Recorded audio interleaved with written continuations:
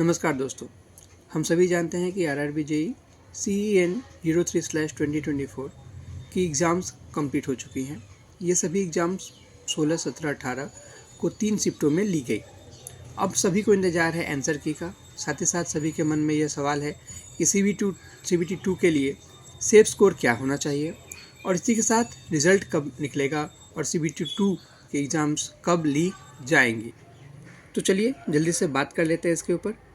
इसके लिए हमें सबसे पहले समझना होगा कि इसके पहले आरआरबी ने कौन कौन से एग्जामिनेशंस कंडक्ट किए हैं और उनके आंसर्स कीज़ कब रिलीज़ किए हैं। इससे हमें एक आइडिया मिल जाएगा कि आरआरबी जेईई का आंसर की कब रिलीज हो सकता है।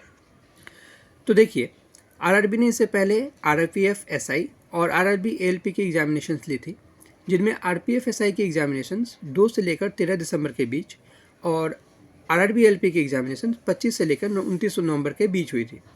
तो अगर आप देखेंगे कि आरआरबी एएलपी में 29 नवंबर के बाद 6 दिन बाद या हम पकड़ ले 7 दिन बाद 5 दिसंबर को आंसर की रिलीज कर दी गई थी, जबकि आरपीएफ एसआई में 13 दिसंबर के बाद ठीक 5वें या 6ठे दिन ही आंसर की रिलीज कर दी गई थी। यानी हम देखें कि जो आरआरबी का पैटर्न है कि वो 5, 6 या बहुत से बहुत 7 दिन के अंदर आंसर की रिलीज़ कर देती है। तो इससे हम एक अंदाज़ा लगा सकते हैं कि 19, 20, 21, 22, 23 के बाद 24 से लेकर 26 दिसंबर तक कभी भी आरआरबी जेईई की आंसर की रिलीज हो सकती है। चलिए आ जाते हैं। तो आंसर की आरआरबी जेईई के लिए हम देख सकते हैं कि 25 या 26 दिसंबर तक रिलीज हो सकती है। इसका डायरेक्ट लिंक आपको इस चैनल में दे दिया जाएगा। आप इस चैनल से जुड़े रहें, सब्सक्राइब और लाइक करना ज़रूर याद रखें। हमारे चैनल को सब्सक्राइब करने के बाद बेल आइकन को दबाना न भूलें। चलिए, तो इसके साथ हम देखेंगे कि CBT2 में जो सेफ स्कोर है वो क्या होना चाहिए। तो देखिए, क्योंकि पिछले साल के या पिछले बार जो एग्जामिनेशन ली गई थी आरआरबी जेईई की, अगर आप उसके पैटर्न को देखें और उसमें जो आंसर की के बाद रॉ मार्क्स के बाद जो फाइनल रिजल्ट आई थी, उसमें अगर आप देखें तो उसके हिसाब से और इस बार जो एग्ज़ामिनेशन ली गई हैं उनमें ज़्यादा का अंतर नहीं रहा है। और अगर एक कैलकुलेशन अगर आप देखेंगे कि इस बार कितने लोगों ने एग्ज़ाम दिया था, तो देखिए इस बार total number of vacancies RRB JEE में 7,951। ये टोटल कैंडिडेट्स जिन्होंने आरआरबी जेईई की एग्जामिनेशन टियर 1 को या CBT1 को अटेंड किया था, उनकी संख्या थी 9,25,073।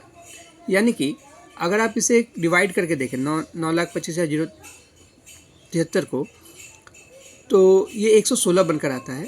और आरआरबी ने घोषणा कर दी थी कि CBT2 के लिए 15 गुना कैंडिडेट्स को सिलेक्ट किया जाएगा। इसलिए हम देख सकते हैं कि 116 को अगर हम 15 से फिर से डिवाइड करें तो ये ऑलमोस्ट 8 के अराउंड निकल कर आता है। यानी कि एक सीट पर 8 कॉम्पिटिटर्स होंगे। तो इसके कारण जो आरआरबी जेईई 2024 का कट ऑफ होने वाला है वो भी पिछले बार की तरह ही बहुत ही कम ही जाएगा। इसलिए CBT2 में आपको क्वालिफाई करने के लिए अगर आपके रॉ मार्क्स अगर आप UR के अंदर हैं तो 65 से 70 अगर आ रहे हैं तो आप CBT2 के लिए क्वालिफाई हो जाएंगे और आप अभी से प्रिपरेशन स्टार्ट कर सकते हैं। OBC के लिए ये 56 से 60 होगा। अगर SC के लिए रॉ मार्क्स काट कूट के 45 से 52 आ रहे हैं तो आप CBT2 के लिए प्रिपरेशन स्टार्ट कर सकते हैं।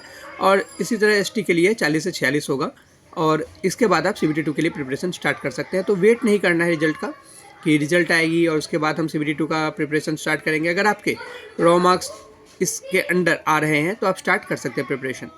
ठीक है, तो अब चलिए देखते हैं कि आंसर की कब आ सकती है। 25 से 26 दिसंबर और इसका जो रिजल्ट आने की बात है वह 29 से 30 जनवरी तक आ सकता है। और साथ ही साथ अगर हम बात करें कि इसका जो CBT2 का एग्ज़ामिनेशन होगा तो वो फरवरी से मार्च के बीच 2025 में हो सकता है कभी भी। तो इसीलिए प्रिपरेशन बहुत ही तेज़ होना चाहिए क्योंकि ज़्यादा समय नहीं मिलेगा। और हम जानते हैं कि इसके जो क्वेश्चंस होते हैं बहुत ही स्टैंडर्ड होते हैं, हालांकि वो बहुत ज़्यादा डीप में जाकर क्वेश्चंस नहीं करते। अगर आपको सिर्फ उस टॉपिक के बारे में पता है, आप जानते हैं कि टॉपिक में क्या है, उससे बेसिक्स अगर आपको पता है तो आप क्लियर कर सकते हैं। चलिए, best of luck for the exams and इसी के साथ ख़त्म करते हैं।